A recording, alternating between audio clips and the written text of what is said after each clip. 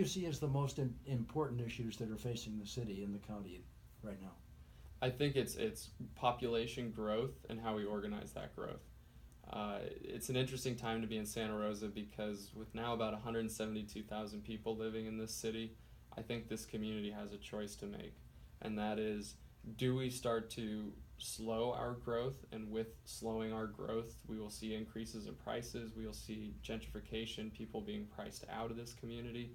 Or do we want to continue to grow, embrace the concept of being the quote-unquote big city of Sonoma County, one that's, is very diverse and is very inclusive of everybody that's here. The last election had a big dichotomy between the things that passed in this state and the person who was elected as our president-elect. Mm-hmm. How do you think that's going to affect the city? Well, it's interesting. I think there's the big concern that we have at the city right now is what federal funding have we been reliant on? I think this is more of an issue for the county than the city, frankly, because I know a lot of federal dollars come in for human services. But we're watching that as what money is currently supporting our budget and supporting people in need in our community that may be at risk of a Trump presidency or significant cuts made to the various departments federally that control those grants or those monies being dispersed to our city. That is a concern. I think people are very concerned that they're watching their country move in a very, very conservative direction, one that obviously the populist vote in the United States could not have foreseen coming. No. And so I think it's going to be important for our city in the next 4 years because we are a very, I would say, progressive city. I think that there are many of us that all want a balanced budget, that do want us to be responsible with how we spend money, but by and large we are all socially progressive. And so as a member on the city council and working with my colleagues, I think we all will agree that we're going to do everything that we can to make sure that our values remain in Santa Rosa, especially in the face of a Trump presidency.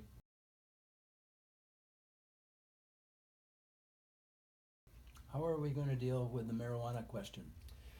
I think we just have to proceed as we have been, and hopefully Senator, or now Attorney General, Jeff Sessions doesn't repeal some of the progress that we've made here in California. I don't think California will lie down in the event that they start to crack down on recreational marijuana users in this state.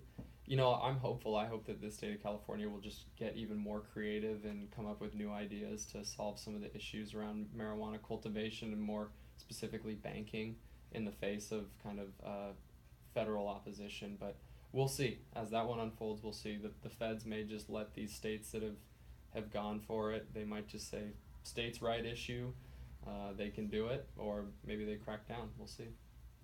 Time will tell. Time will tell.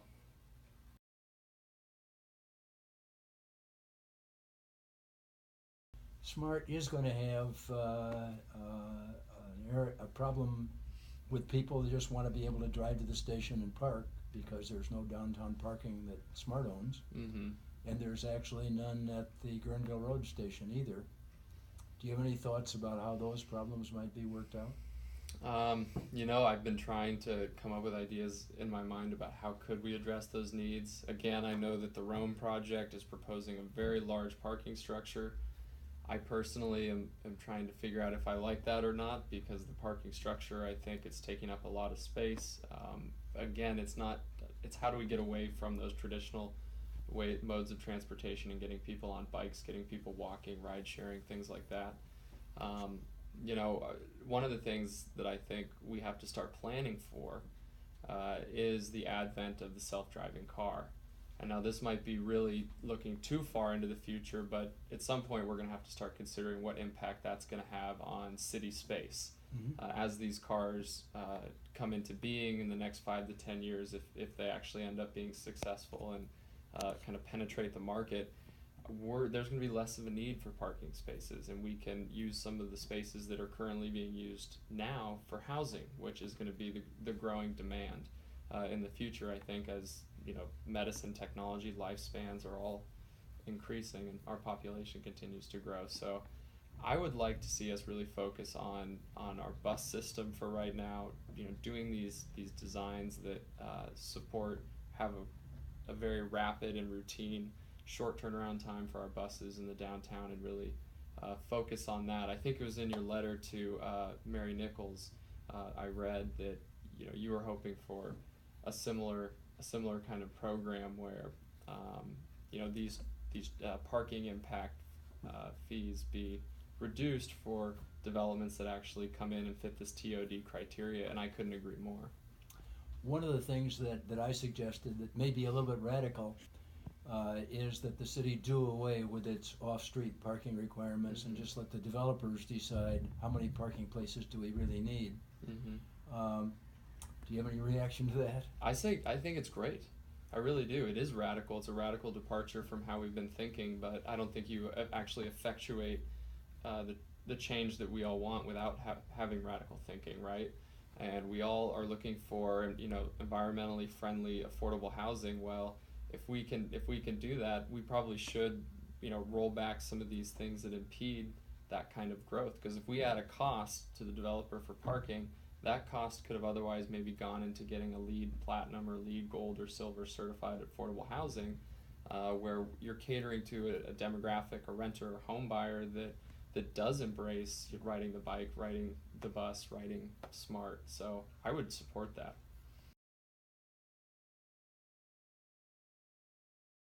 How do you see growth affecting, for example, congestion? Well, that's exactly right. The more we grow, the more congestion we're going to have and more traffic. And that's why I think that we need to really shift our focus to being more mobile on our bicycles and in our bus system. With the bus system, you're going to have more efficient routes with shorter wait times for people to, I think, actually utilize them more. But the one area where I think we can really have a significant impact is on bicycles. I love to ride my bike. I live out in Bennett Valley, but in order to ride my bike, I have to get on either Bennett Valley Road, which is very dangerous, or I have to go in a very circuitous route from down to Takava, Yalupa, and up Hohen to get into the heart of the city. Oh. And it's not very efficient. So one thing I think this city needs to do going forward, especially as we have a younger population coming up, is start to design and create bikeways that are kind of major artery bikeways, and also that are very safe. Bike paths that have barriers between the road and the bike lane, whether it's just a curb, I think would go a long ways to creating that separation and would make it a lot safer. The other one is that it always baffled me why we would have a road, a bike lane, and then parked cars, and I'd like to see us really adopt the Oakland model where we have a road, parked cars, and then a bike lane. So you have these parked cars as acting as a significant buffer between you and traffic. So that would be, I think, a great first step to getting people out of their cars and onto their bikes.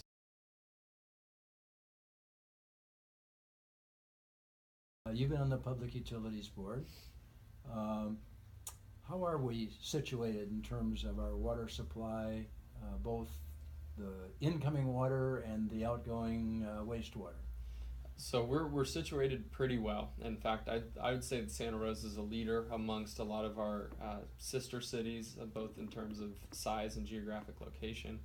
But there's a lot more that I think we can do. I mean, our groundwater, our table in Santa Rosa under the Santa Rosa Plain recharges almost every single year. We barely tap into that at all, so we're in good shape there.